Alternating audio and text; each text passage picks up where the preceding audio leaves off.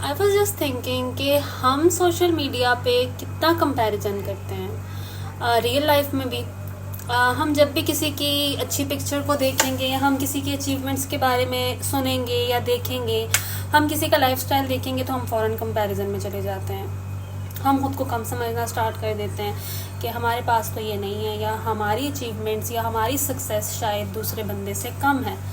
ایسی بہت سی مومنٹس ہوتی ہیں جن پہ ہمیں پراؤڈ فیل کرنا چاہیے, لیکن کمپیریزن کے چکر میں ہم اپنی ان مومنٹس کو بھی کم سمجھنا شروع کر دیتے ہیں, اپنی ان اچیومنٹس کو بھی کم سمجھنا شروع کر دیتے ہیں. اب ہوتا کیا ہے کہ ہر بندے کی لائف میں اسٹرگلز ہیں. کوئی اگر کسی مقام پر پہنچا ہے تو اس کی ایک بیک سٹوری ہے, اس کی اسٹرگلز ہیں, اس کی محنت ہے, جس کو ہم, جو ہمارے سامنے تو نہیں ہے اس لیے ہم اسے اگنور کرتے ہیں. ہم کیا دیکھ رہے ہیں کہ اس ٹائم پہ اس نے یہ سب کچھ اچیو کر لیا ہوا ہے.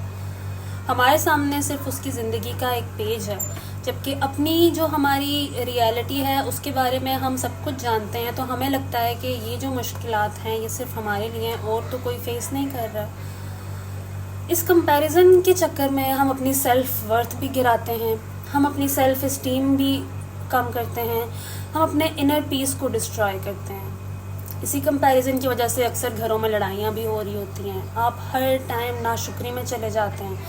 جو چیزیں آپ کے پاس ہیں, جو اللہ تعالیٰ نے آپ کو نعمتیں دی ہیں, جو آپ نے اچیو کیا ہے, آپ ان کا شکر ادا نہیں کرتے, آپ کو وہ کم لگ رہی ہیں. اگر آپ ایسی ہی کنڈیشن میں رہیں گے, آپ کمپیریزن ہی کرتے رہیں گے, تو پھر آپ سب کچھ اچیو بھی کر لیں گے تو بھی آپ کو سیٹسفیکشن نہیں ملے گی. پھر بھی آپ کو یہی لگے گا کہ کہیں کچھ رہ گیا ہے جو شاید میرے پاس نہیں ہے اور اس کے پاس ہے. تو کرنا کیا چاہیے ہمیں کہ ہمیں دوسروں سے کمپٹیشن بنانے کے بجائے ہمیں ان کو ایز اے موٹیویشن لینا چاہیے.